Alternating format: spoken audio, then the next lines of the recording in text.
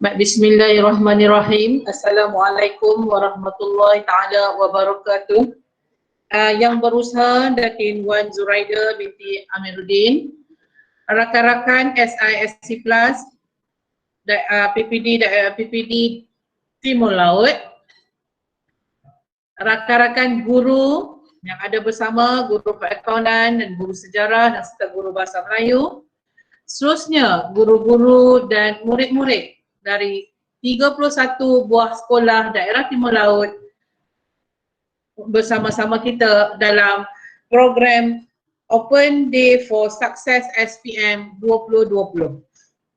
Alhamdulillah, bersyukur kehadrat Allah SWT kerana dengan limpah kurnianya kita dapat bersama-sama pada tengah hari ini tuan-tuan dan puan-puan, rakan-rakan guru serta murid-murid prinsip perakaunan pada hari ini.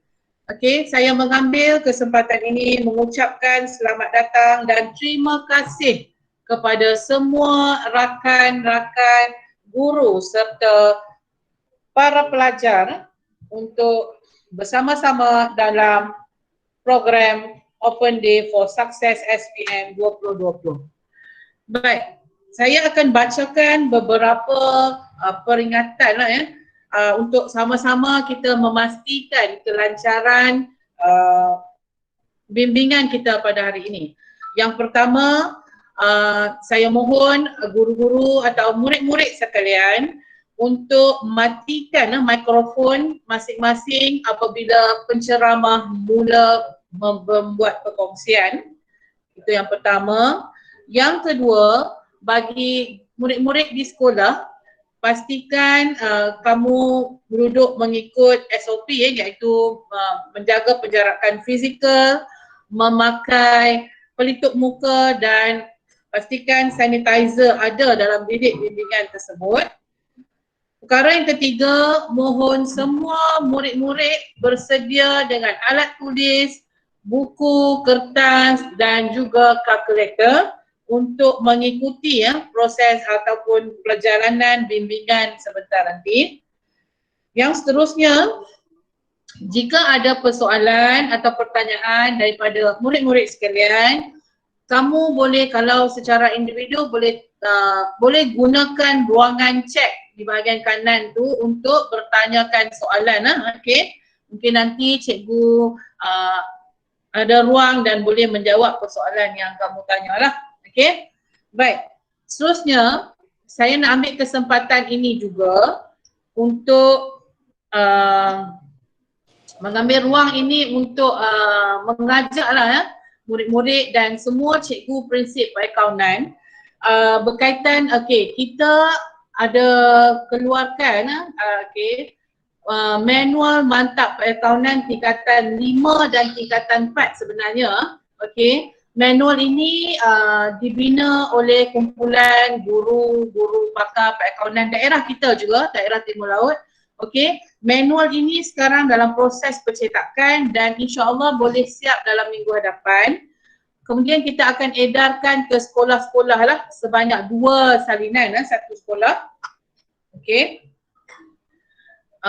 Sekolah-sekolah akan mendapat 2 set lah, tingkatan 4 dan tingkatan 5. Okey. Kemudian kita juga menggalakkan guru-guru dan murid-murid mendapatkan naskah tersebut. Okey. Kita akan kongsikan maksudnya dari sudut harganya, dari sudut bila nak dapat sebagainya dalam kumpulan Telegram perakaunan nanti. Okey. Alright.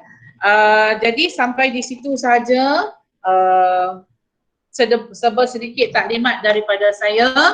Okey, saya serahkan platform ini kepada Cikgu Sri Ram, anak lelaki bilang Wati, untuk meneruskan bagi kumpulan fokus kualiti, dan juga Cikgu Lau Tik Hua untuk meneruskan bimbingan bagi kumpulan fokus harapan. Okey, sampai di situ saja. Sekian, terima kasih. Dipersilakan.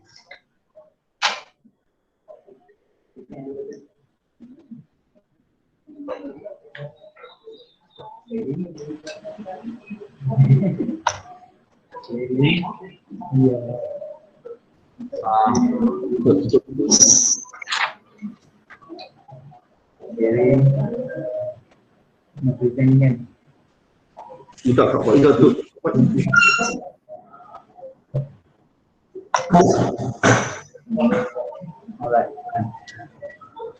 Okay.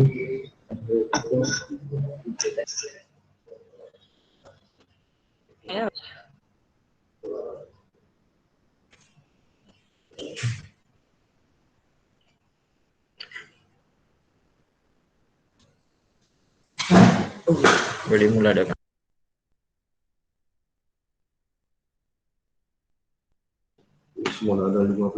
Baik, selamat petang, selamat sejahtera diucapkan kepada semua pelajar dan guru. Saya Cikgu Sri Ram bersama anda hari ini selama 1 jam 30 minit untuk memberi sedikit maklumat, info-info terakhir sebelum anda menghadapi peperiksaan SPM. Saya harap anda dapat dengar, boleh respon, pelajar-pelajar boleh dengar saya, boleh lihat skrin? Ya, boleh sir. Okay, very good. Baik, fokus saya hari ini terhadap pelajar-pelajar kualiti ya. Kualiti bermaksud kita target semua pelajar yang ada di depan saya ini sekurang-kurangnya boleh dapat grade A-. Harapan kita begitu ya. Jadi saya harap selama 1 jam 30 minit yang saya beri maklumat kepada anda, cuba anda manfaatkan dengan mencatat, mendengar, fokus. Beri tumpuan, anda kata ada soalan, kemukakan soalan. Kita gunakan sebijak yang mungkin jumlah masa yang diperuntukkan kepada kita pada hari ini. Okey? Baik.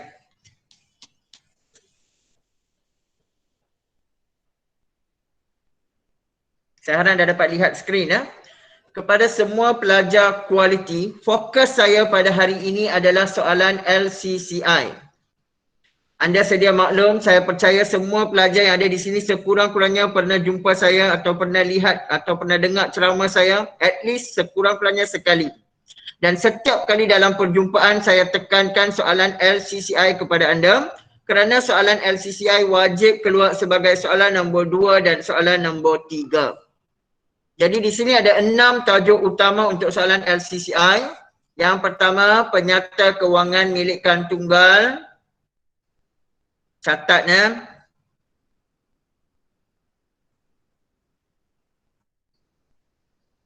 Kemudian kita ada soalan perkongsian. Perkongsian ada 2 aspek, satu penubuhan perkongsian.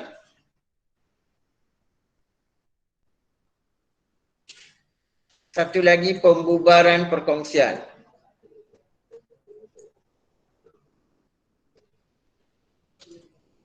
Kemudian kita ada soalan rekod tak lengkap.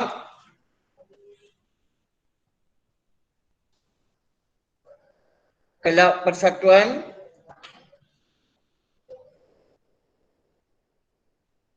Perakaunan kos. Dan akaun kawalan. Anda sedia maklum, bukan anda tidak tahu ya. Dan anda sepatutnya fokus pada soalan LCCI ini kerana 2 soalan ini jumlahnya 50 markah. Soalan LCCI ini soalan yang dibina di London dan dialih bahasa ke bahasa Melayu di Malaysia. Bukan bermaksud jika soalan ini dibina di London mesti pada tahap yang tinggi ya. Sebenarnya soalan LCCI bukanlah soalan yang susah. Cuma soalan ini soalan yang panjang. Dibina dalam 2 muka surat bagi 1 soalan. Masa yang awak akan ambil untuk menjawab soalan ini mungkin panjang. Sebab itu menjadi masalah besar kepada awak untuk menjawab semua soalan dalam jumlah masa yang diperuntukkan iaitu 2 jam 30 minit. Jadi pelajar-pelajar, saya mohon dalam beberapa hari kita menghadapi peperiksaan SPM ini, cuba kuasai 6 tajuk utama LCCI dengan menjawab seberapa banyak soalan yang boleh, buatlah tier 2B. Nah, daripada 6 tajuk ni, kalau awak lihat betul-betul, tahun lepas 2019, penyata kewangan milikkan tunggal sudah keluar.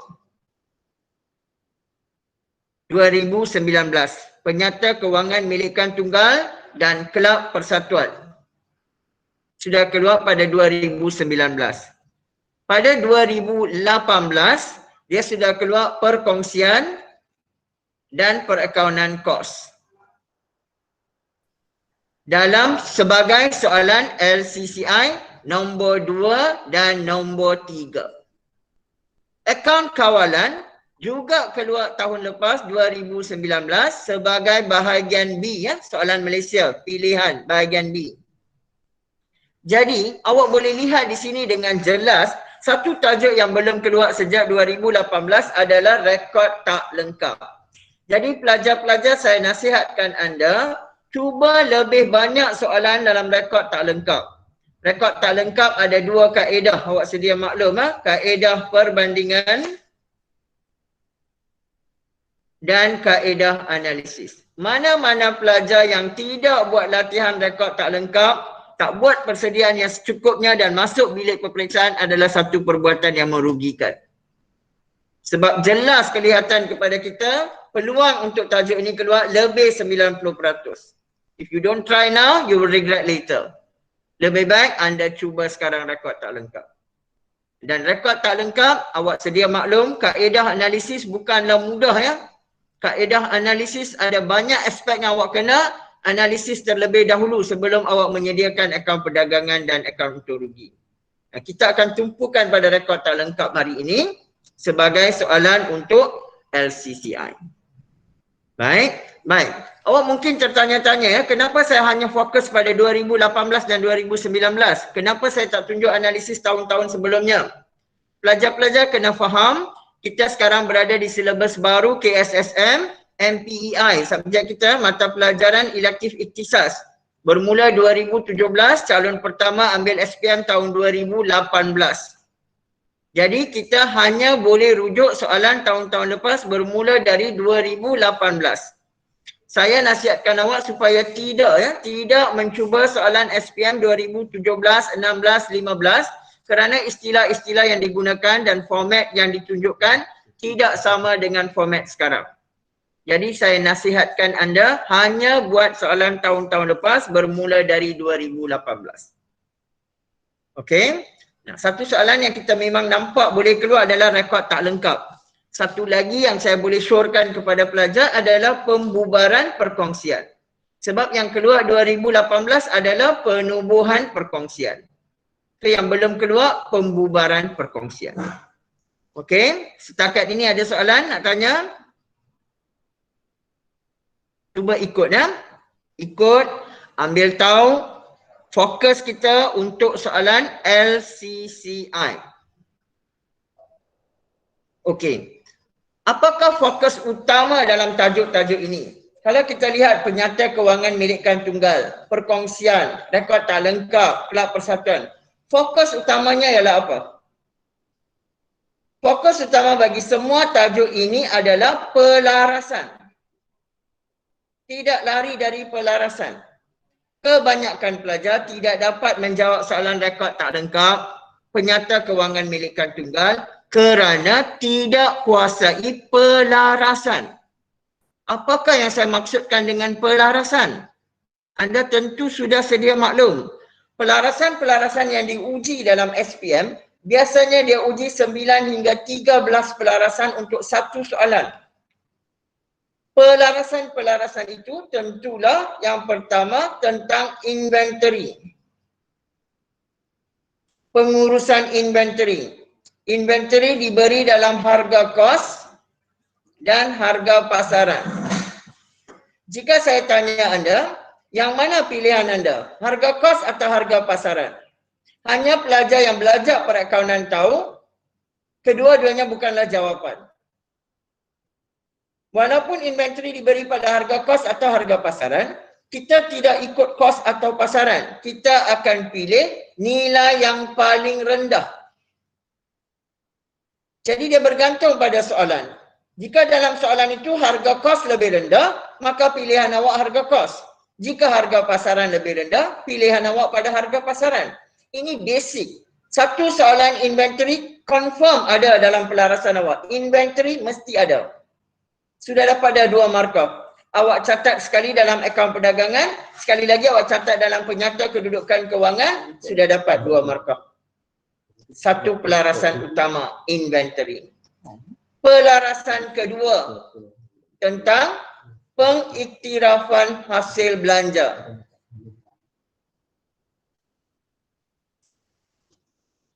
Jadi awak sebagai seorang pelajar perakaunan yang mahukan keputusan yang cemerlang, sepatutnya sudah kuasai pelarasan-pelarasan ini.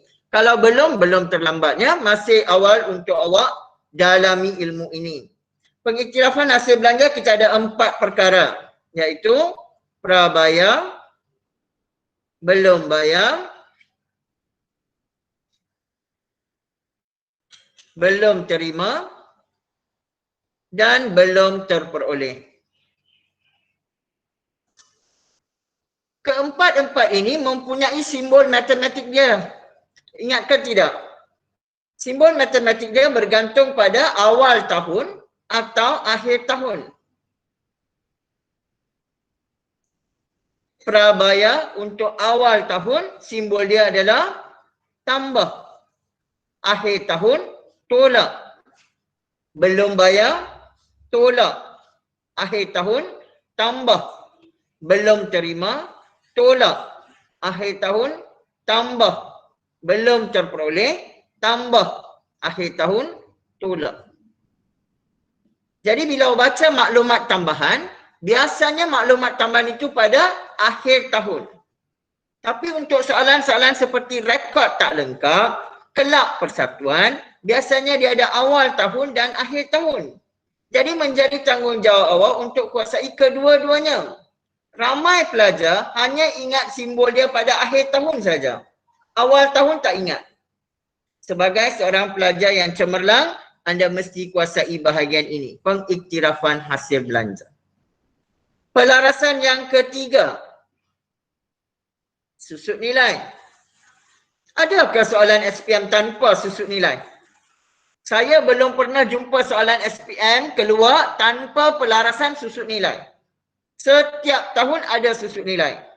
Dan setiap tahun pelajar lakukan kesilapan. Susut nilai ada berapa kaedah? 3 kaedah.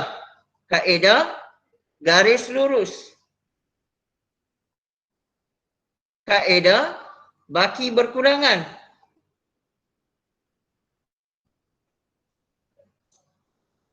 Dan kaedah penilaian semula.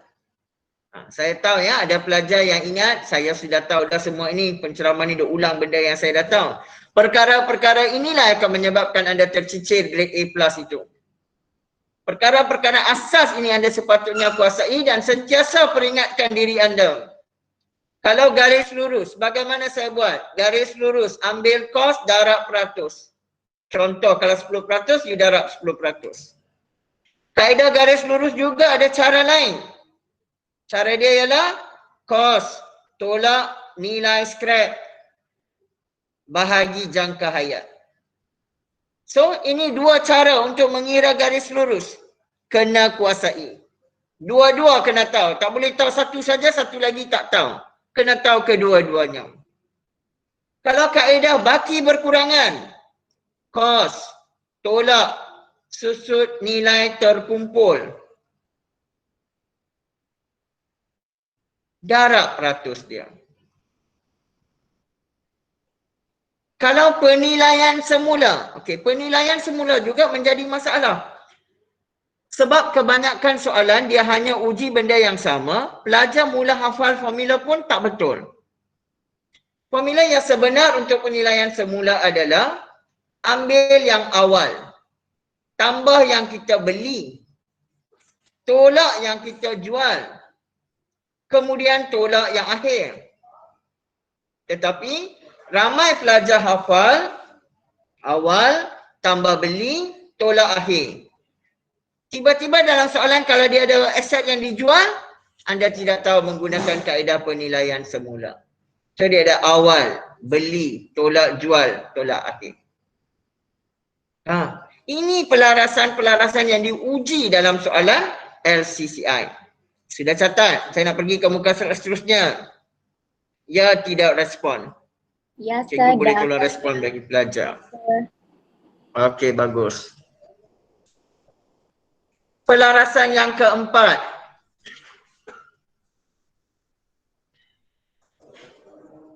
Kita ada hutang lapuk. Sebelum ada peruntukan hutang ragu.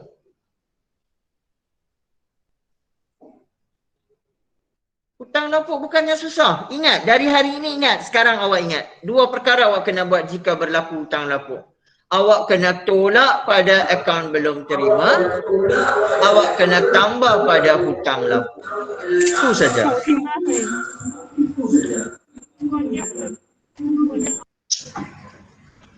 Hutang lapuk juga selalu diuji sebagai pelarasan. Dan sehingga hari ini masih ramai pelajar tengok hutang lapuk masih tak tahu apa nak buat. Hutang lapuk, akaun belum terima kena tolak. Hutang lapuk kena tambah. Please memorize. Sekarang mula hafal. Baik, peruntukan hutang ragu juga digeruni oleh pelajar. Tengok saja peruntukan hutang ragu sudah tak boleh buat. Sedangkan benda ini tiap-tiap tahun diuji. Kalau buka mana-mana tajuk LCCI, tak ada satu tajuk pun yang lari daripada peruntukan hutang ragu. Confirm ada pelajar. Ada berapa kaedah mengira peruntukan hutang ragu? Semua tahu. 3 kaedah. Semua 3. Susut nilai 3. Peruntukan hutang ragu 3. Peruntukan hutang ragu wujud. Tambah. Kurang. Ingat tu. Wujud. Tambah. Kurang. Kalau wujud, dia masuk belanja. Dia masuk PKK. Kalau tambah, dia masuk belanja. Dia masuk PKK. Tapi kena tengok berapa yang bertambah. Kalau kurang, dia bukan lagi belanja. Hasil dan PKK. Wujud dan tambah. Belanja. Kurang. Hasil. Kalau anda masih tak ingat sampai sekarang, bila lagi? This is the time. Usaha, tengok soalan. Jangan lari daripada tajuk peruntukan hutang ragu ni. Tengok pelarasan peruntukan hutang ragu. Soalan pun tak lari. Tak keluar wujud, dia keluar tambah. Tak keluar tambah, dia keluar kurang. Confirm satu, mesti keluar peruntukan hutang ragu. Hutang lapuk ada kalanya keluar, ada kalanya tak keluar. Tapi peruntukan hutang ragu, confirm keluar. Boleh? Setakat ini? Ada masalah? Tak ada, kita lihat muka surat seterusnya. Ada lagi ya pelarasan-pelarasan yang awak kena kuasai.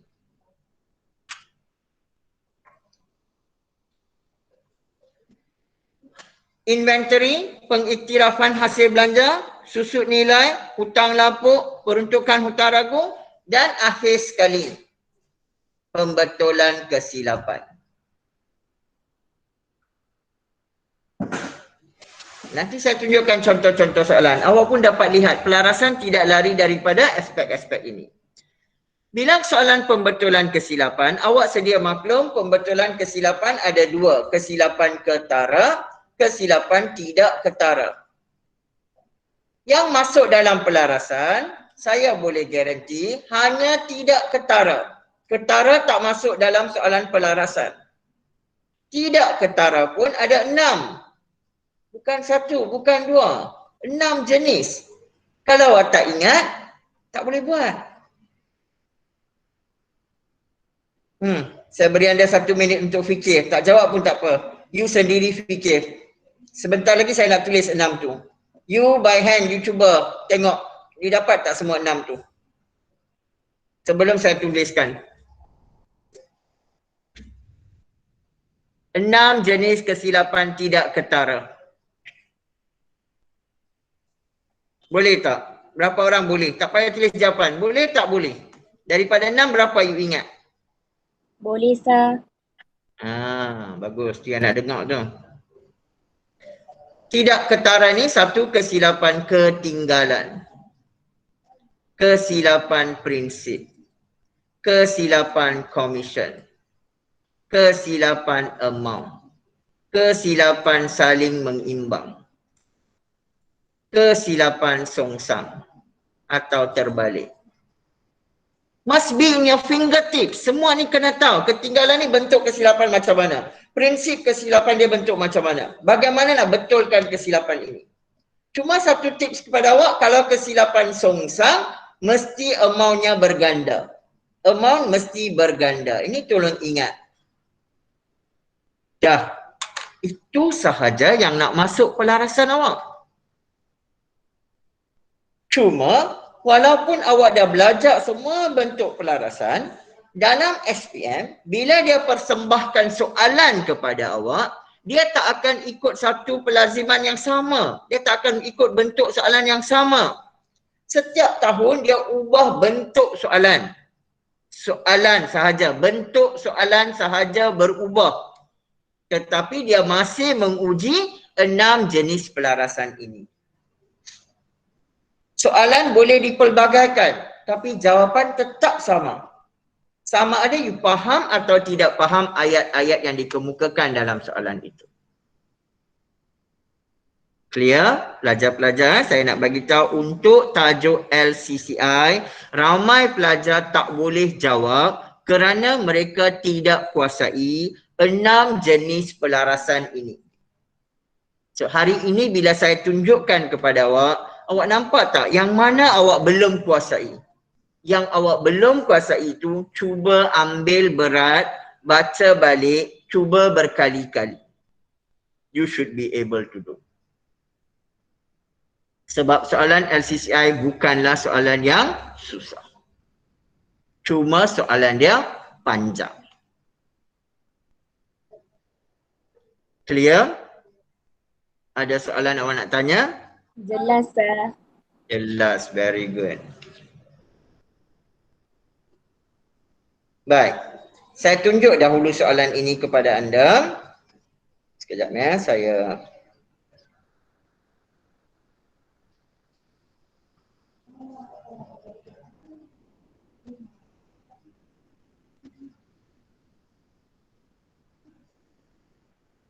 baik. Ini soalan kebat rekod tak lengkap kaedah analisis. Soalan berbentuk LCCI. Kalau lihat soalan sahaja 2 muka surat penuh. So inilah bentuk soalan yang awak akan hadapi dalam peperiksaan SPM. Okey, tengok contoh dia. Boleh lihat skrin ya? Nah, saya besarkan sikit.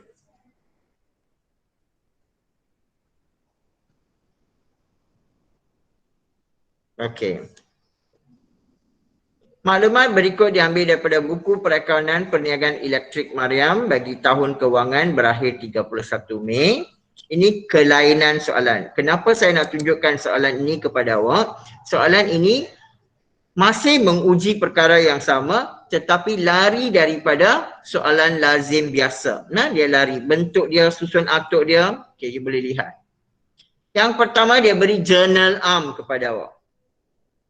Apa tujuan dia beri? Awak kena fikir. Journal arm. Kemudian soalan beri awak ringkasan penerimaan dan pembayaran. Lepas tu dia beri line-line maklumat. Dia beri aset dan liability pada 31 Mei. Okey.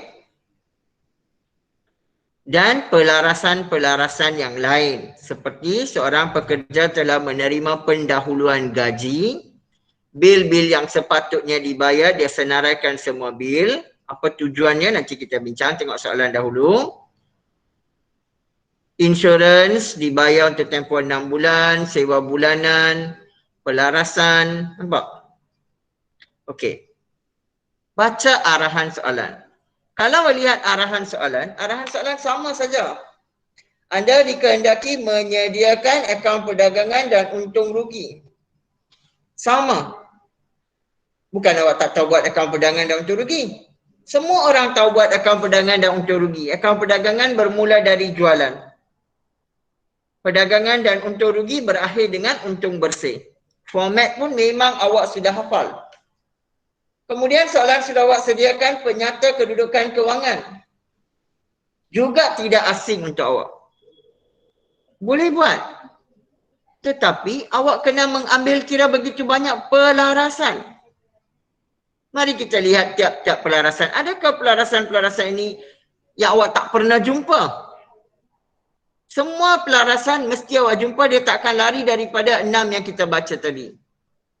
Yang pertama dia kata seorang pekerja telah menerima pendahuluan gaji. Dia menggunakan istilah lain yang menggambarkan apa? Pendahuluan gaji. Menggambarkan prabayar. Sebab ini soalan FCCI. Dia tak bagi direct gaji prabayar. Dia cakap pendahuluan gaji. Sudah pelarasan yang biasa awak buat. Bil-bil yang sepatutnya dijelaskan. Dia cakap bil yang kita patut bayar 10,600. Jangan terkejut dengan maklumat-maklumat yang banyak ni. Sebab dia nak lari daripada bentuk soalan yang biasa kita buat. Yang biasa kita buat dia kata kadar bayaran tahunan 10,600. Sekarang dia pecahkan. Ya, jadi awak kena tentukan sama ada dia belum bayar ke atau prabayar. Insurans dibayar untuk tempoh 6 bulan akan berakhir 31 Ogos 2020. Kita tutup akaun bila? Awak kena tengok prabayar ke belum bayar. Masih pada pelarasan yang kita biasa buat. Sewa bulanan, ini pun pengiktirafan hasil belanja. Betul tak? Nombor 2, nombor 3, nombor 4, nombor 5, semua ini adalah pengiktirafan hasil belanja. Prabayar, belum bayar. Okey, nombor 6. Nombor 6, angkutan masuk sebanyak 430 termasuk dalam angkutan keluar. Ini adalah pembetulan kesilapan. Confirm ada pelajar-pelajar. Pelarasan dia tak akan lari daripada 6 aspek yang saya kemukakan tadi. Susut nilai. Nampak? Baki berkurangan. Atas kos. Sama.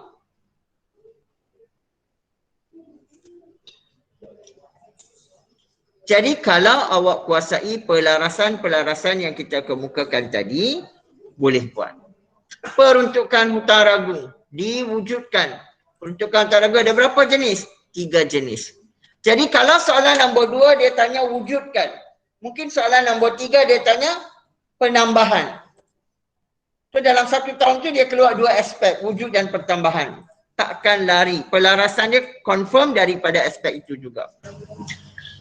Dan nombor 9, Puan Mariam telah mengambil barang untuk rumah kediaman belum direkod lagi. Ini juga adalah pembetulan kesilapan. Kesilapan ketinggalan.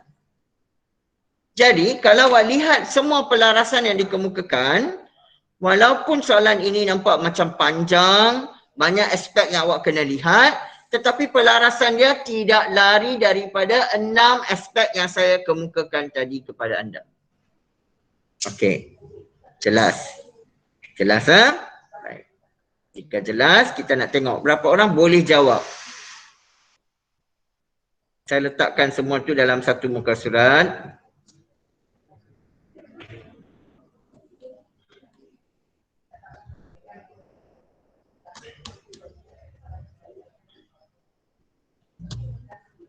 Okey. Merata, everywhere. This is what we are going to face in the SPM. Pelajar tengok maklumat yang banyak macam ini, sudah terus putus asa tak mau jawab soalan. Sedangkan soalan tidak lari daripada semua 6 aspek pelarasan yang saya kemukakan tadi. Nah, apa yang soalan nak awak buat? Soalan nak awak buat akaun perdagangan dan untung rugi. Betul tak? Kalau akaun perdagangan dan untung rugi, perkara pertama yang saya perlukan adalah jualan.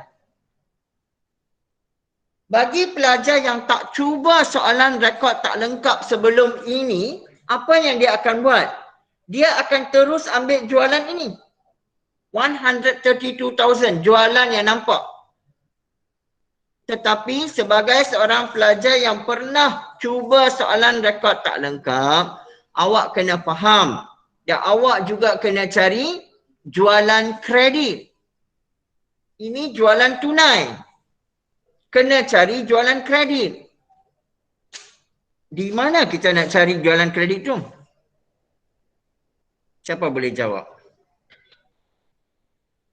Kalau saya tak cakap, awak tahu tak yang awak kena cari jualan kredit? Kena buat akaun kawalan belum terima. Excellent, very good. Ya, ini pelajar-pelajar kumpulan kualiti yang memang dah tahu. Walaupun soalan tak suruh, soalan tak cakap pun sediakan akaun kawalan. Ada tak dia cakap? Tak cakap. Tak. Soalan cakap sediakan akaun perdagangan saja. Jadi kalau awak letak jualan ini, tak betul lah jawapan awak. Akaun kawalan belum terima, kita kena cari. Sebab dia kaedah analisis. Nampak? You have to analyze. Tengok dari depan sampai ke hujung soalan, cari. Di mana akaun belum terima awak? Can you see? It's over here. Akaun belum terima. Nampak?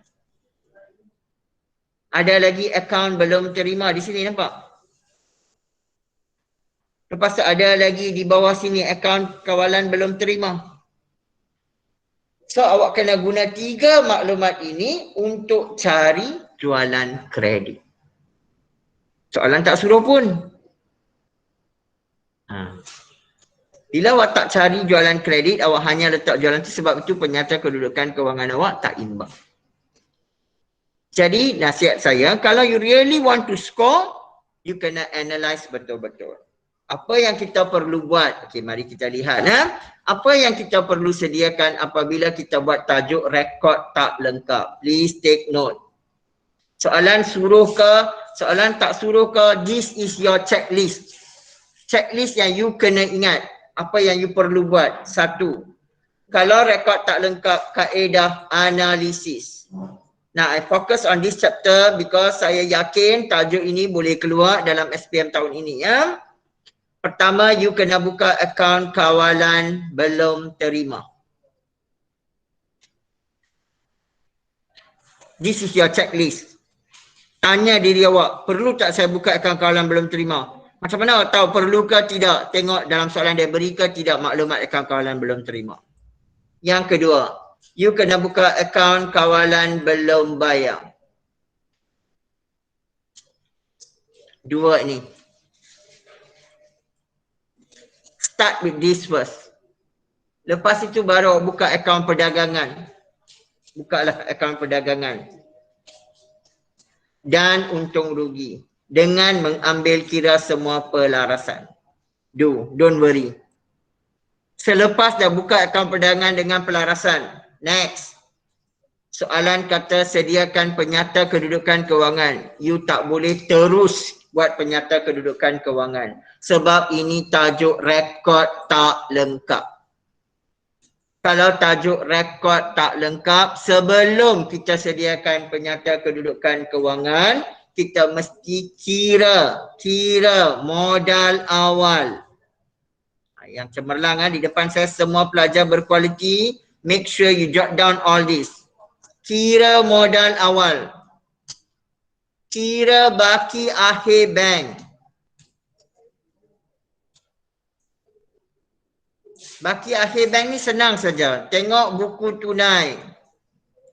Atau tengok penerimaan pembayaran yang dia bagi. Akhir sekali baru awak buat penyata kedudukan kewangan. Tapi soalan SPM dia memang jahat. Soalan memang jahat. Sebab apa? Soalan terus cakap sediakan akaun perdagangan, sediakan penyata kedudukan kewangan. Cikgu awak tak duduk sebelah awak bagi tahu awak, buat akaun kawalan dulu. Kira modal awal dahulu. Nobody going to be there to tell you. You yourself must know the checklist given. Ini yang saya kena buat. Apa tujuan saya buka akaun kawalan belum terima? Untuk saya kira jualan kredit. Seterusnya saya kira jumlah jualan.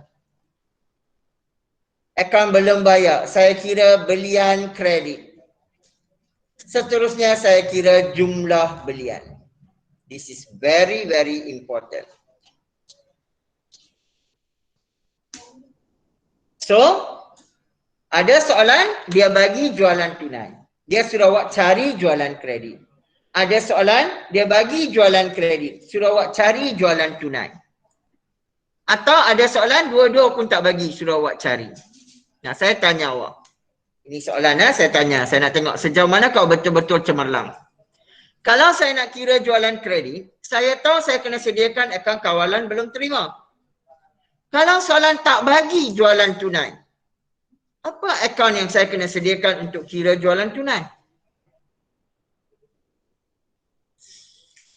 Daripada ramai-ramai ni, siapa boleh jawab? Kalau saya nak kira jualan kredit, saya sediakan akaun kawalan belum terima. Kalau soalan tak bagi jualan tunai, saya nak buka akaun apa untuk cari jualan tunai? Siapa boleh jawab?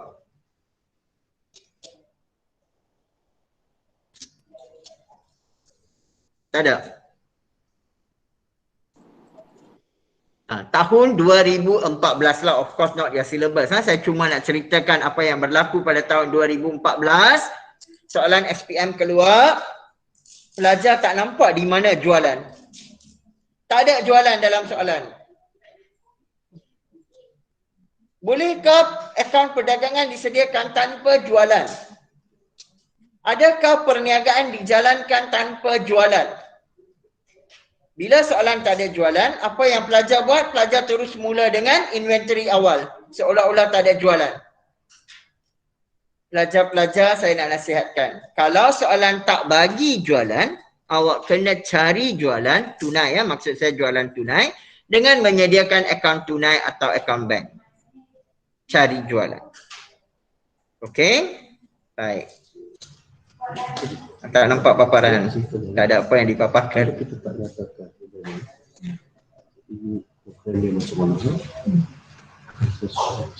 Okey, baik. Berbalik kepada soalan ini ya. Pelajar sudah nampak, saya kena buka akaun kawalan belum terima. Saya harap nampak skrin ya. Kemudian awak buka akaun kawalan belum bayar, akaun kawalan belum bayar dan akaun belum bayar. Nampak? Cari belian kredit. Clear? Okay. Tengok inventory. Inventory akhir. Tadi saya cakap kan pelarasan pertama inventory. Mesti ada satu soalan tentang inventory. Confirm 2 markah. Dia bagi inventory harga kos. Inventory harga pasaran. Kita tak tentu kos atau pasaran. Kita pilih yang paling rendah. Okey. Nombor 2. Seorang pekerja telah menerima pendahuluan gaji. Pendahuluan gaji ialah prabaya. Prabaya ada 2 simbol. Betul tak? Saya kata awal, akhir. Kalau awal, tambah. Kalau akhir, tolak. So before you decide plus or minus, you kena tengok soalan bagi baki pada berapa hari bulan? Baki pada 31 Mei. Bermaksud semua ini adalah maklumat akhir tahun. So you have to minus.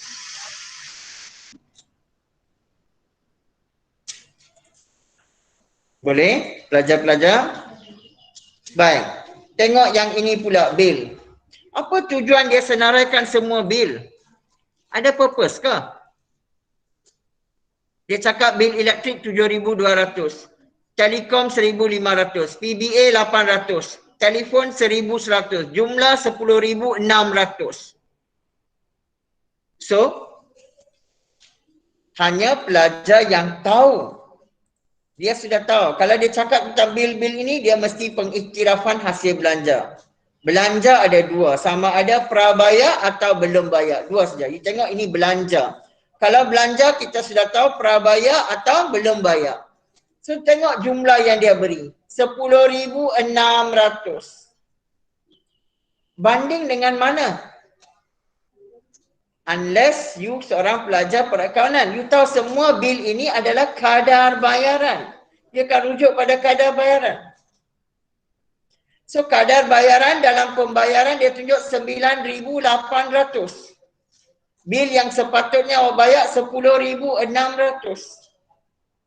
Jadi awak tahu, you have to make your own conclusion di sini, belum bayar.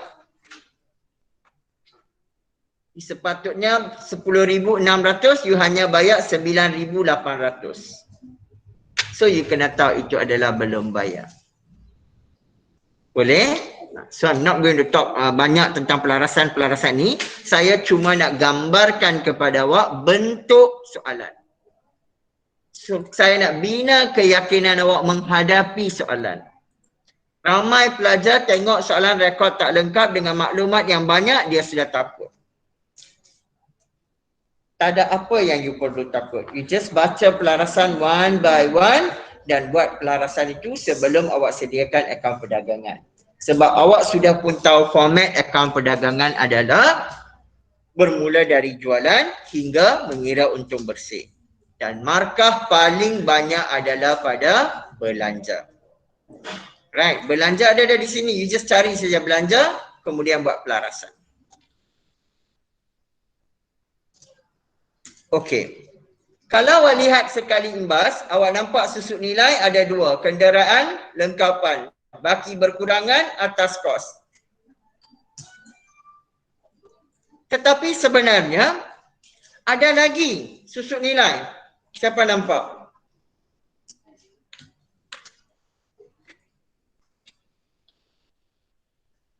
Yang menggunakan kaedah penilaian semula. Alat-alat kecil. Alat-alat kecil. Yes, very good. Alat-alat kecil, you boleh nampak di sini. Inventory awal alat kecil. Kemudian dia beli alat kecil. Kemudian ada inventory alat kecil akhir. Soalan tak akan cakap mah. You have to find out yourself. Itu yang membezakan pelajar A+ dengan pelajar A. Pelajar A+, dia akan analisis soalan. So you tak boleh salahkan soalan ni, tak boleh kata soalan ni susah, tak. Sebab tajuk dia memang kaedah analisis. Okey ya. So awak sudah bersedia, sudah nampak pelarasan tidak lari daripada aspek yang saya kemukakan kepada awak. Sekarang mari kita lihat soalan penyata kewangan dan milikkan tunggal. Tujuan saya nak bagi tahu awak, mana-mana soalan LCCI pun dia menguji pelarasan. Berbalik kepada pelarasan yang saya sebut tadi. Tengok sini. Yang pertama inventory. Betul? Yang kedua insurance, commission, sewa. Ini semua adalah pengiktirafan hasil dan belanja. Mesti ada.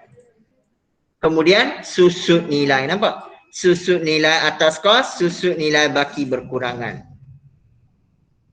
Faedah atas pinjaman juga belanja. Pengiktirafan hasil belanja. Hutang lapuk. Peruntukan hutang ragu. Ini kesilapan. Kadar bayaran yang dibayar 20% termasuk kediaman pemilik. Ini kesilapan. Again inventory. Ini kaedah penilaian semula. Awak ada inventory alat tulis yang awak tak habis guna. Adakah pelarasan something new? No. Masih berkisar pada 6 perkara itu. Itu saja. Saya nak yakinkan awak. Dalam masa 30 hari lagi yang anda hadapi peperiksaan ni, 8 hari bulan Mac, kertas prinsip perakaunan ini, kuasai semua pelarasan. Buka semua soalan nombor 2 dan nombor 3, 6 tajuk yang saya beri, kuasai pelarasan. Tajuk perakaunan kos pun sama. Soalan perakaunan kos pun sama. Masih menguji pelarasan yang sama. Tapi perakaunan kos untung awak sedikit lah sebab dia tak uji peruntukan hutang ragu sebab kilang tak berlaku peruntukan hutang ragu kan. Tapi dia masih uji susut nilai, pengiktirafan hasil belanja dan inventory. Alright, any question so far? Fokus saya pada tajuk LCCI. Kalau ada masa saya akan masuk aspek lain. Baik. Seterusnya saya nak tengok soalan pembubaran perkongsian. Dua tajuk ini yang saya utamakan untuk tahun ini, rekod tak lengkap dan pembubaran perkongsian. Kerana pembubaran perkongsian belum keluar sebagai soalan nombor 2 dan 3. Soalan rekod tak lengkap pun belum keluar. Tetapi nasihat saya ya, jangan selepas dengar sesi ceramah saya ini hari ini, awak hanya tumpu pada 2 tajuk ini saja. Don't be overconfident. Okey, 2 tajuk ni saja saya nak kuasai, awak rugi. Awak sudah sedia maklum, soalan LCCI ada 6 tajuk. Jadi awak kena kuasai semua 6 tajuk itu. Bukan kuasai 2 tajuk ini sahaja. Okey. Berkenaan dengan akaun pembubaran perkongsian ni, awak sedia maklum, kalau soalan pembubaran perkongsian, awak kena sediakan 3 akaun. Akaun realisasi, akaun modal, akaun bank. Realisasi, modal dan bank. Nah, ada pelajar, bila dia sediakan akaun realisasi, saya nak beritahu ni ini kepada pelajar yang biasa sediakan akaun realisasi. Bila dia sediakan, dia kena buka akaun modal dan dia kena buka akaun bank sekaligus. Maksudnya, contoh, kalau dia tulis kat sini bank, belanja realisasi, dia akan terus tulis pada akaun bank, realisasi. Tanpa buka 3 akaun, dia tak boleh. Kepada pelajar-pelajar ini saya nasihatkan, you kena tahu buka stand alone. Akaun realisasi sahaja, akaun modal sahaja, akaun bank sahaja. Mesti tahu buka stand alone.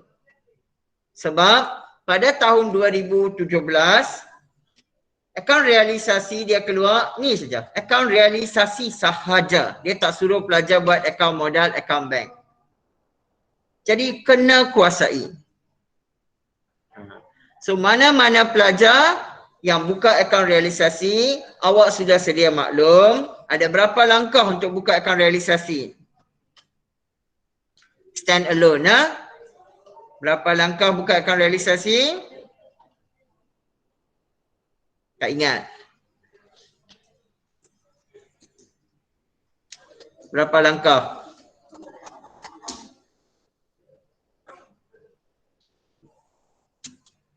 Okey.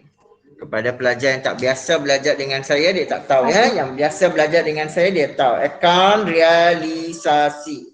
Bila kita buka akaun realisasi, ada 5 langkah utama. Please memorize that. Langkah pertama, kita salin semua aset dari akaun, dari penyata kedudukan kewangan. Semua aset kita salin. Premis, kenderaan, alatan pejabat, akaun belum terima, inventory kita salin. Langkah kedua, kita tengok di sebelah kredit apa yang berlaku pada aset ini. Ada 3 kemungkinan saja berlaku. Sama ada aset diambil alih. Kalau diambil alih, kita tulis nama orang tu. Kalau aset tu dijual, kita tulis bank. Kalau akaun belum terima berjaya dikutip, kita tulis bank. So istilah di sini hanya modal, bank, bank. Bank satu untuk jual aset, satu daripada ABT, akaun belum terima yang kita kutip. Langkah ketiga di sini kita ada belanja realisasi. Langkah keempat kita ada ABB, akaun belum bayar, diskaun diterima. Ini 4 langkah utama, kemudian kita tutup cari akaun semasa. Betul tak? Okey. Memandangkan semua pelajar sudah tahu inilah cara realisasi dan ramai yang sudah mula skor tajuk realisasi, maka pihak LCCI dia mula perkenalkan aspek baru. Nah, saya nak bagi tahu. Apa sahaja aspek baru pun dia tidak akan mengganggu gugat silabus kita. Masih silabus kita. Cuma pengetahuan awak cukup atau tak cukup untuk tangani soalan itu.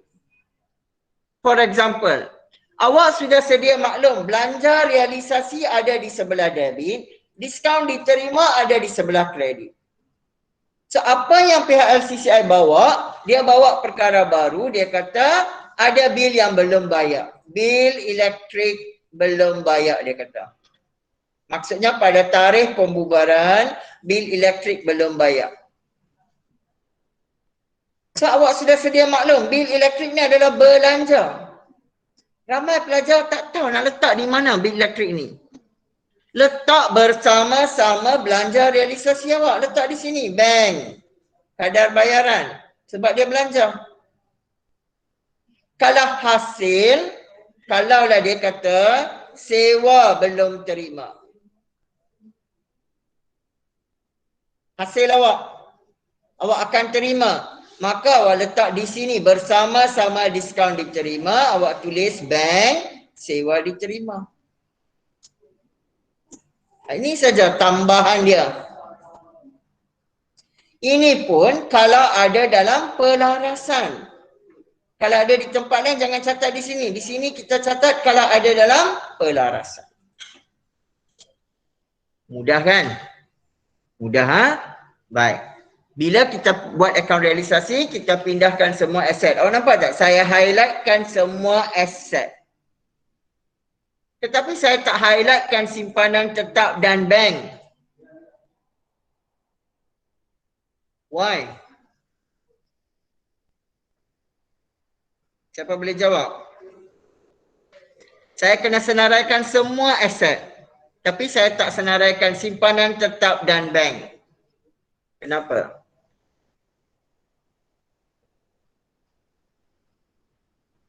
Sebab kedua-duanya adalah bank. Bank, simpanan tetap pun kita simpan dalam bank. Jadi dua-dua ini akan masuk dalam akaun bank.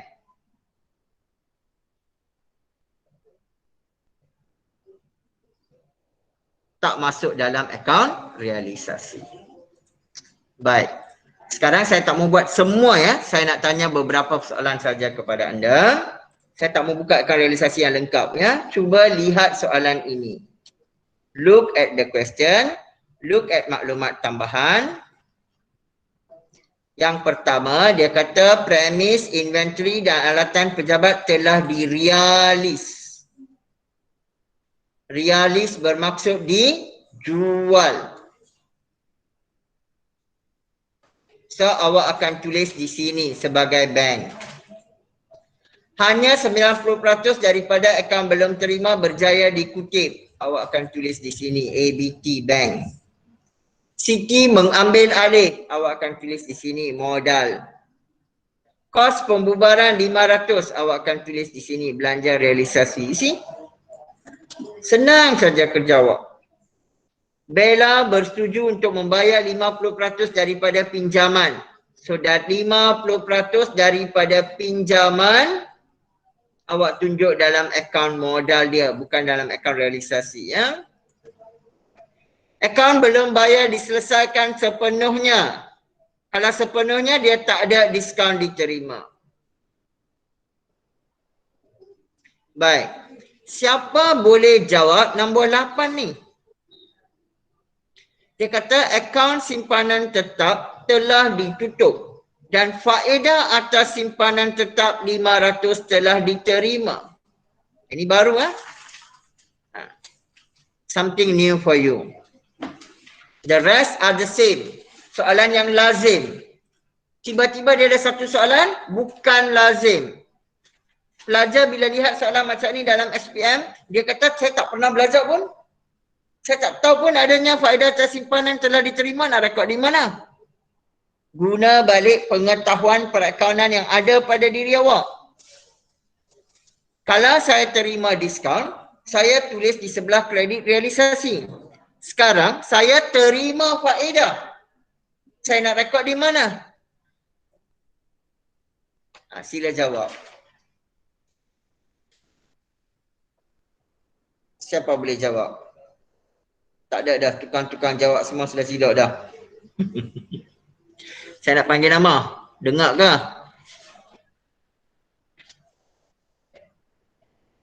Nanti tersilap panggil nama cikgu pula. Siapa nak jawab? Nak letak di mana?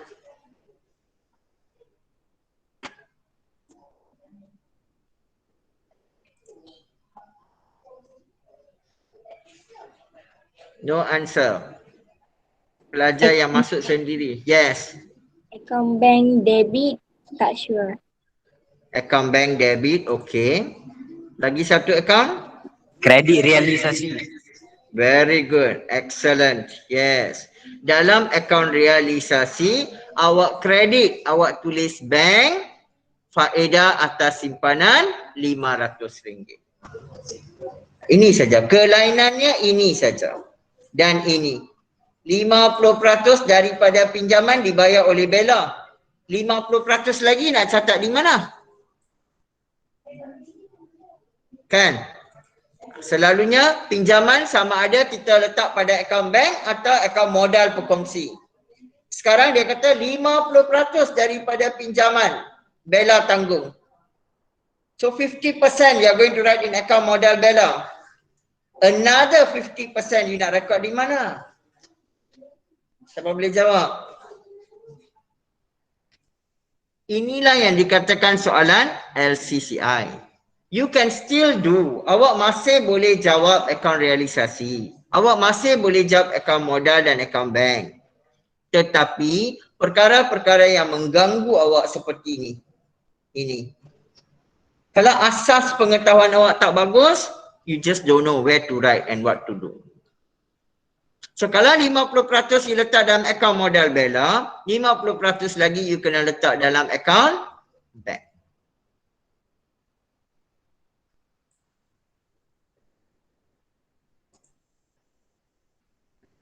So, you feel like you want to try this question, right? Tapi saya tak edarkan soalan ini kepada awak. Untuk tatapan awak saja bentuk soalan LCCI. So, jangan cuba soalan yang biasa saja. Jangan ambil buku teks, cuba soalan-soalan buku teks sahaja. Soalan-soalan buku teks, dia hanya menguji perkara asas, basic. Bagi awak kuat basic. Tapi untuk jawab soalan SPM, you have to go more than that. Lebih dari buku teks. Kena dapatkan semua buku kerja, buku latihan yang ada di pasaran. Cuba buat. Soalan-soalan percubaan negeri-negeri lain. Try. Dan of course soalan percubaan negeri Pulau Pinang is the best. Siapa dah cuba? Sayang awak cuba sebagai latihan. You should have tried that as your exam. Number 2, number 3, Penang question was so tough, difficult.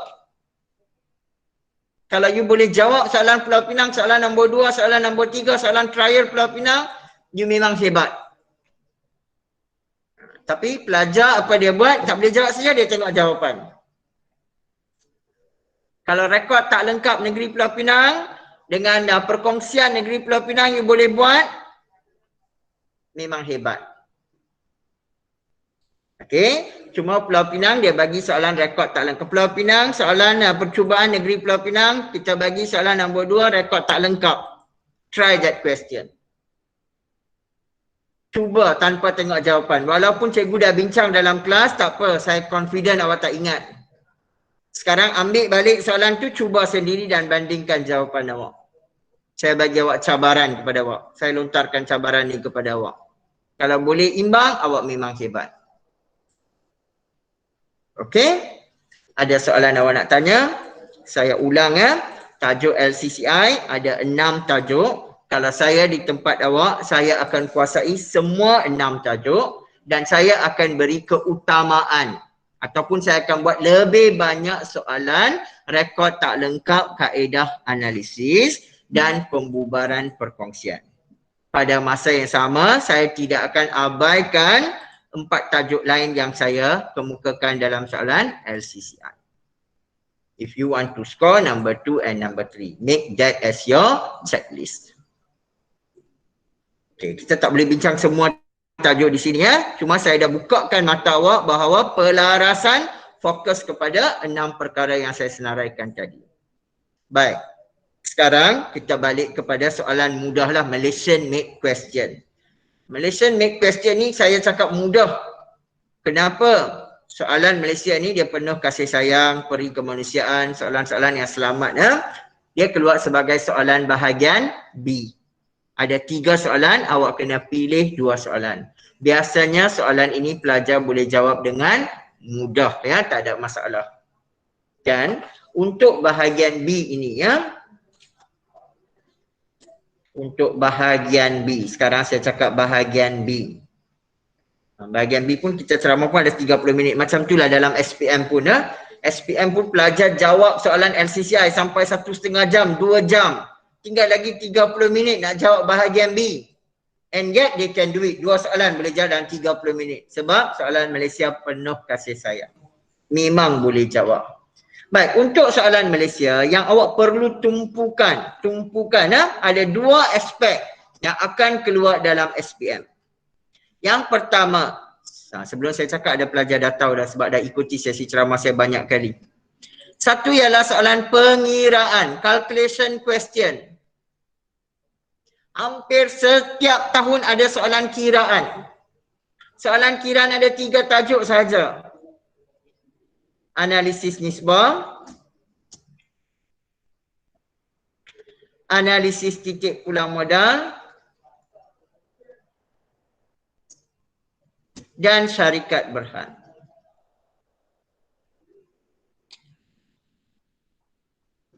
Antara 3 ni biasalah 90% and above mesti keluar satu soalan. Beri tumpuan pada syarikat berhad tahun ini. Sebab analisis nisbah, saya percaya you boleh buat. Kan? Analisis nisbah ni ada nisbah keberuntungan. Di bawah ini ada 4 rumus. Nisbah kecairan. Ada 2 rumus. Nisbah kecekapan. Ada 3 rumus, 3 plus 1. Plus 1 itu ialah inventory purata. Hafal rumus, gantikan rumus. Analisis titik pulang modal, ada 10 rumus. Yang tak tahu 10 rumus ni, beli buku yang Cikgu Faizah cakap tadi. Awal-awal tadi pegawai PPD ada berita anda tentang buku. Beli buku tu dan tengok apakah 10 rumus dalam analisis titik pulang modal. Dan syarikat berhad. Syarikat berhad ni you kena belajar dengan sungguh-sungguh sebab silabus sudah berubah, akta syarikat pun sudah berubah. Ya. Dulu kita pakai akta syarikat 1965. Sekarang kita pakai akta syarikat 2016. Jadi akta syarikat berubah, cara pengiraan dividen berubah, cara merekod berubah. So this one you kena ikut buku teks sepenuhnya untuk dapatkan format pengiraan, format dan formula pengiraan yang betul. Focus on this. Jangan abaikan 2 ini. Make sure you sudah bersedia dengan 3 tajuk ini. I know this 3 chapter very well. Okay. Satu lagi yang awak kena beri tumpuan ialah tajuk perakaunan tunai. Yang ini pun popular, 90% and above. Every year ada dalam soalan SPM. Iaitu belanjawan tunai, penyata penyesuaian bank, buku tunai runcit, dan jurnal penerimaan tunai dan pembayaran tunai.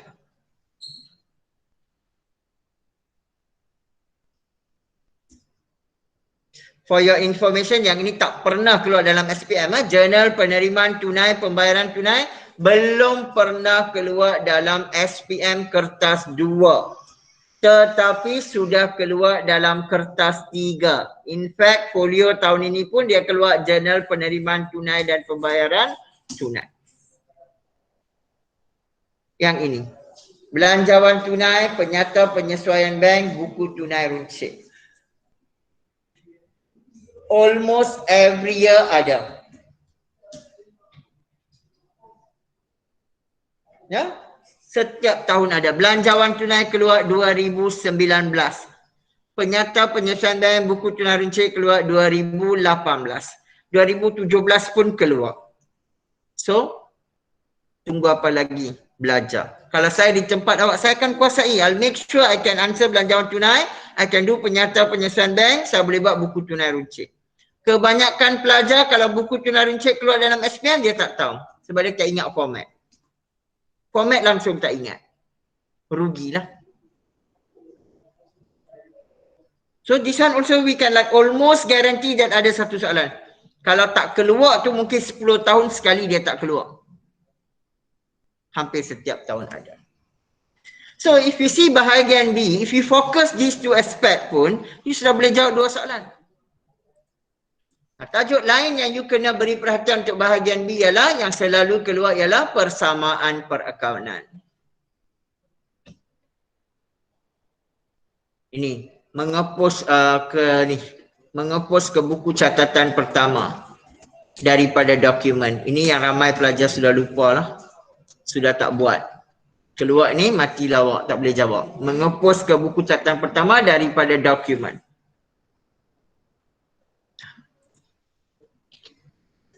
Akaun kawalan. Kadang-kadang bahagian A dia tak keluar akaun kawalan, dia keluar dalam bahagian B akaun kawalan.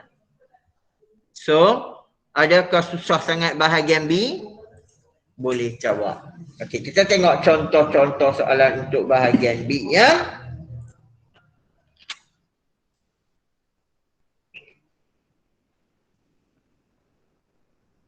Saya nak tunjukkan juga ya, sebab ada pelajar mungkin sudah lupa dah kewujudan soalan-soalan ini ya. Sekejap.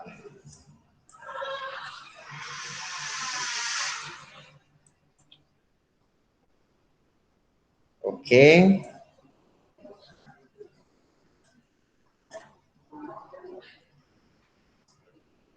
Okey, tengok soalan ini. But you have option lah. You ada pilihan untuk tidak menjawab. Kalau soalan ini keluar, you ada pilihan untuk tidak menjawab. Kenapa you nak jawab soalan yang you tak boleh jawab? Pilih soalan yang you boleh jawab. Sebab dia ada pilihan. Daripada 3 boleh pilih 2. Okey. Walau bagaimanapun soalan begini bukan bermaksud awak tak boleh jawab. Tengok, dia bagi dokumen kepada awak.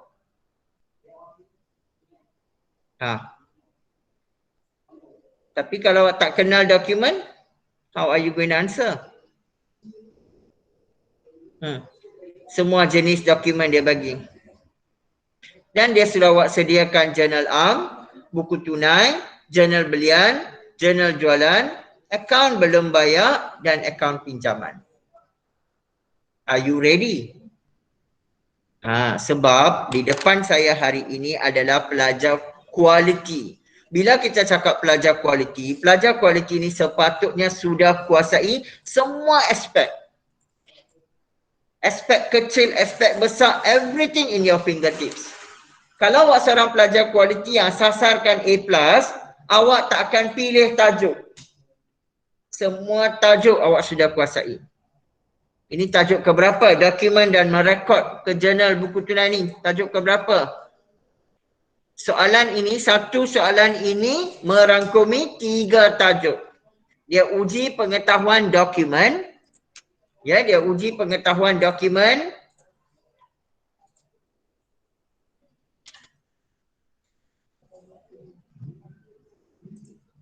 Apa yang saya sedang present? Okey, sekejap ya. Nampak pelajar-pelajar nampak tak skrin? Saya sedang tunjuk dokumen perniagaan Nampak saya. Okey, baik. Tajuk ini, soalan dokumen ini merangkumi tajuk 3, dokumen perniagaan. Tajuk 4, buku catatan pertama.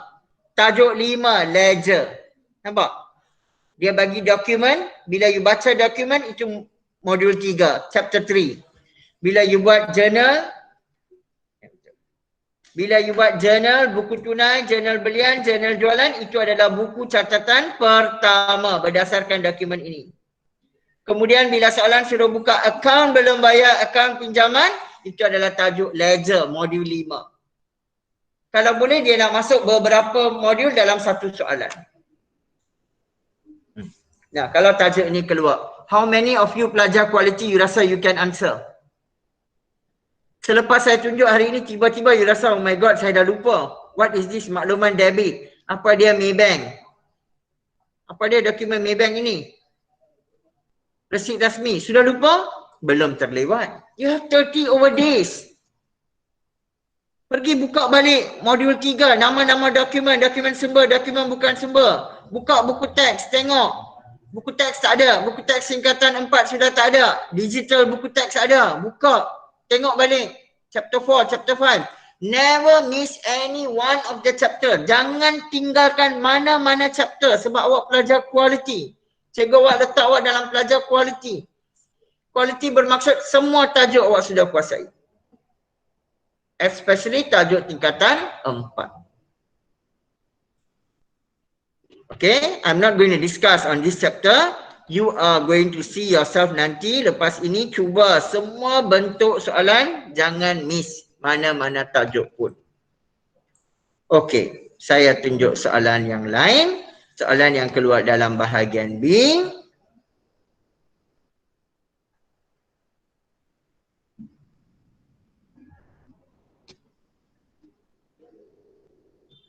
Baik, sekarang tengok soalan syarikat berhad. Ini pun kita sasarkan lah, sasarkan.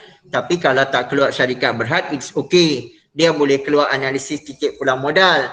Analisis titik pulang modal tak keluar, dia boleh keluar analisis nisbah. Kan? Analisis nisbah dah keluar ada 2 tahun berturut-turut. Jadi chances dia ada di sini. Boleh nampak tak soalan? Clear?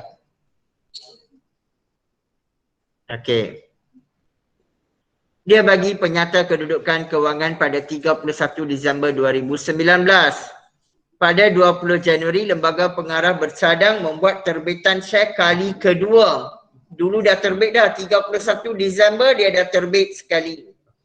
Sekarang 20 Januari dia nak terbit kali kedua. Kali kedua dia nak terbit. Sebab dia perlukan modal tambahan. Pada 31 Julai, syarikat telah memutuskan untuk membayar dividen interim. Awak kena ingat lah. Sekarang yang berbezanya untuk pemegang saham keutamaan, kadar nak kira dividen itu mesti ikut bulan. Itu saja. You just remember that. Nak kira mesti berdasarkan modal diterbitkan dan berbayar penuh. Bagi tahun berakhir, Lembaga Pengarah mengisytiharkan. Maksudnya tarikh dividen interim 31 Julai, dividen akhir 31 Disember.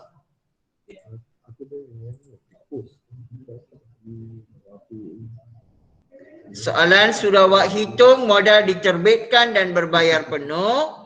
Hitung dividen interim share keutamaan bagi tempoh 6 bulan. Dividen interim share biasa, dividen akhir share biasa dan dividen akhir share keutamaan.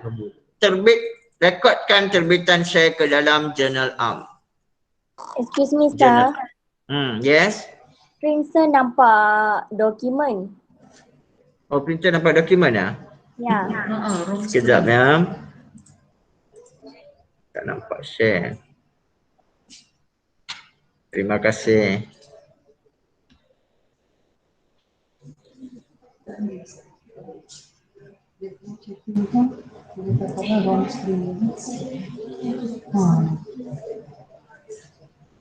Oh, tak nampak syarikat berhad. Okey, nampak ya?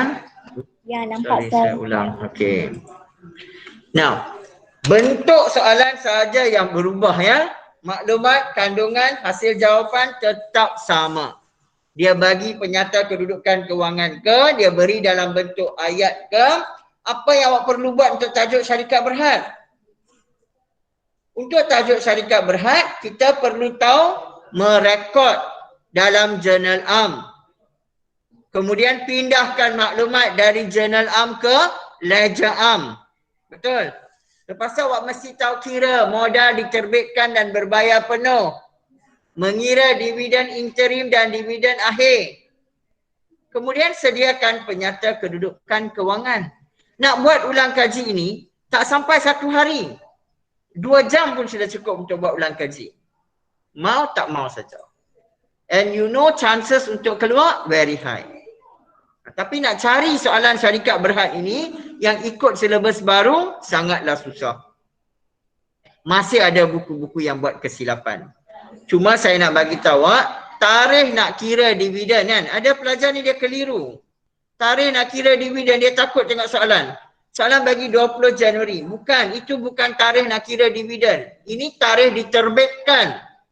Kalau nak kira dividen dia mesti tarikh awak bayar. Bukan tarikh diterbitkan. Ingat itu. Dan tarikh-tarikh pun dia sudah beri kepada awak. Berapa bulan dia sudah nyatakan. So be very careful lah. Dalam soalan SPM dia takkan bagi tarikh 2 hari bulan, 3 hari bulan lah. 1 atau 31. Terbit boleh. Terbit bila-bila boleh. 8 hari bulan boleh. 10 hari bulan boleh. 14 hari bulan. Terbit anytime. Tapi berbayar dalam SPM mesti pada hujung bulan atau awal bulan sahaja. Okey, ada soalan awak nak tanya kepada saya? Any question? No, sir. Setakat ini okey? Baik, jangan lupa tengok soalan pasia, terutamanya soalan objektif. Saya nak akhiri perjumpaan kita hari ini dengan soalan objektif.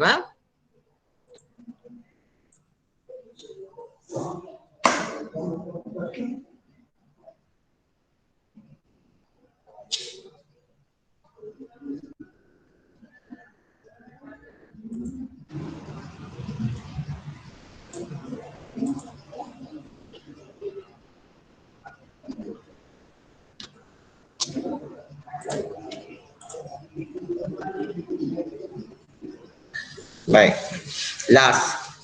last for today. Apa yang saya nak cakap, peringatan terakhir kepada anda, sebab kita tak jumpa dah pelajar-pelajar SPM 2020 selepas ini. Ini kali terakhir saya nak sampaikan maklumat kepada anda, kepada semua pelajar yang ada dalam kumpulan kualiti, sasaran kita adalah sekurang-kurangnya A-. Ya, sebab Pulau Pinang setiap tahun mencatat peratus kelulusan yang sangat tinggi. 92% to 95% lulus. Tapi itu bukan sasaran kita. Kita nak pelajar skor A. Nah, untuk pengetahuan awak, untuk pengetahuan pelajar Pulau Pinang, saya nak bagi tahu, if you want to get A+, you kena dapat markah 90 ke atas. Tapi if you want to get A-, dia dalam 65 hingga 70 markah you can get A-. So, to get A- is not difficult at all. Sebab dia ditampung oleh 3 kertas. Kertas 1, kertas 2, kertas 3 pelajar-pelajar. Di Pulau Pinang sebagai Ketua Pentaksir Negeri Pulau Pinang, saya telah amanahkan semua guru untuk beri anda markah sekurang-kurangnya ya. Paling teruk pun awak saya dapat 15 markah per 20 markah untuk kertas 3. Ya, kecuali pelajar yang tak buat kerja kursus. That means 15 markah sudah ada di tangan awak daripada kertas 3. Dan saya dipahamkan ramai yang pelajar dapat 20 per 20. If you already have 20 marks in your hand or 15 marks in your hand, you boleh bayangkan you perlu berapa banyak markah lagi untuk dapat A-. Kalau kita letak 70 markah pun A-, you need another 55 marks sahaja for your SPM. The SPM that you are going to sit on 8 March, you perlu ambil 55 markah. Untuk pelajar yang dapat 20, you kena dapat 50 markah to get A-. Tapi kalau awak usaha lebih, 20 tambah 70, you dapat 90 A+. Right. Nah, kertas 2 ni 100 markah, right? Bahagian A 60 markah, bahagian B 40 markah, total 100. Tetapi dalam SPM walaupun dapat 100, dia hanya kira 60%. Why? Your paper 3 20%, your paper 1 20%. So sini saya dapat 15. Paper 1, let's say dapat 30, sini pelajar kualiti ya, bukan pelajar harapan ya. Pelajar kualiti kita letak at least 30 objective. That means you already get another 15 marks here. 15 sudah 30 markah in your hand for paper 1 and paper 3. You perlu for paper 2 35. Okay, let's say we put 40 markah. 40 bukan per 100 40 per 60. 40/60 you perlu untuk dapat A. A minus. 40 markah you perlu. So dalam berapa markah? Around 60 marks lah. 60 to 65 marks paper 2. Tapi kalau you sudah dapat 20 di sini, 20 di sini, you just need another 30 marks. That means 50% saja paper 2. So my advice, jangan last saya nak cakap. Bila you buka kertas soalan, jangan buka dengan high expectation. Bila you ada high expectation, you tak boleh jawab, you become panic. Why? This thing happen in SPM 2018, soalan silap. Question error. Number 2, question error. Students tak boleh imbang. Siapa yang jadi panik? Pelajar harapan tak jadi panik. Kenapa? Dia tak pernah imbang pun dalam hidup dia. So, imbang ke tak imbang waktu SPM tidak memberi apa-apa kesan kepada dia. Yang memberi kesan teruk adalah kepada pelajar cemerlang. Sebab dia tak pernah tak imbang. Tiba-tiba waktu SPM tak imbang. Apa jadi? Panik, berpeluh, tak boleh jawab soalan-soalan lain. So, jangan ada high expectation. Buat what you can do. Asalkan you penuhi kehendak soalan. Soalan suruh buka akaun perdagangan, you buka akaun perdagangan. Soalan suruh buka akaun terugi, you buka akaun terugi, that's good enough. 1-2 salah adalah biasa. Accept it. Jangan ada high expectation. Bila ada high expectation, you akan buat banyak kesilapan. Alright, jangan guna pensel, guna pen. Okay, pastikan awak guna helaian-helaian kertas jawapan yang betul di belakang. Ada journal, ada ledger, cari dari belakang dan jawab. Nah, tak ada sistem potong markah dalam peperiksaan kita. No minus mark. That means kalau soalan suruh buat bentuk akaun, awak buat bentuk penyata, tak tolak markah. Buat apa yang awak tahu. Contoh akaun pengasingan. Kalau awak hanya tahu bentuk akaun, good, do it. Jangan nak buat bentuk penyata. Sebab buat bentuk penyata tak boleh buat akaun semasa, tak tahu nak pindah. Why you want to take that trouble? Do what you can do. Do what you have memorized. Ikut format yang you boleh buat. Tak ada sistem potong markah. Kalau soalan suruh buka ledger, saya tersilap guna journal, tak potong markah. Kertas semua tidak memberi apa-apa kesan. Asalkan you jawab. Okay? Any question? Pelajar-pelajar, tak ada, saya nak akhiri di sini. Please ask any question. Ada soalan? No, sir. Jelas ya? Ya. Jika tak ada soalan, saya nak akhiri sesi perjumpaan kita di sini hari ini. With that, thank you so much. Jumpa lagi pelajar-pelajar. Have a nice day. Thank you. Thank you so much, sir. SMK Abdullah Munshi ada? Munshi, Abdullah Munshi ada? Tak dengar Abdullah Munshi?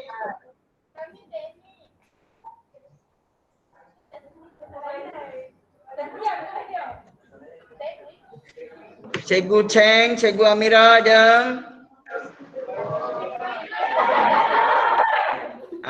Okay.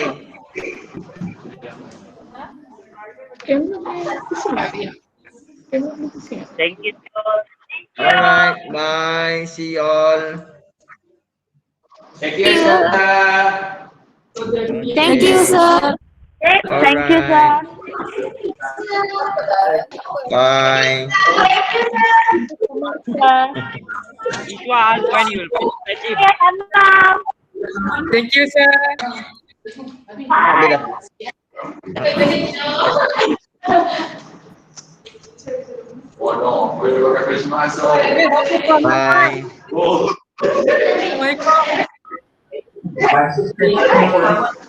Assalamualaikum dan selamat tengah hari. Terima kasih kepada Cikgu Sriram di atas yang telah disampaikan tadi, dan saya harapkan murid-murid kita calon SPM 2020 akan lebih bersemangat, lebih berkeyakinan dengan panduan dan tips-tips yang telah disampaikan tadi, dan juga saya mengucapkan banyak terima kasih kepada guru-guru yang bersama-sama sentiasa bersama murid kita untuk memastikan pelajar-pelajar kita betul-betul bersedia menghadapi sesi peperiksaan SPM 2020. Jadi saya ucapkan Look at GPC perikanan di power. Because my anak dah dan semoga semuanya ke tempat. selamat. Assalamualaikum warahmatullahi wabarakatuh. Bagus masuk. Boleh akan rekomend di sana. Boleh. Memang di sana saja lah. Di sana saja.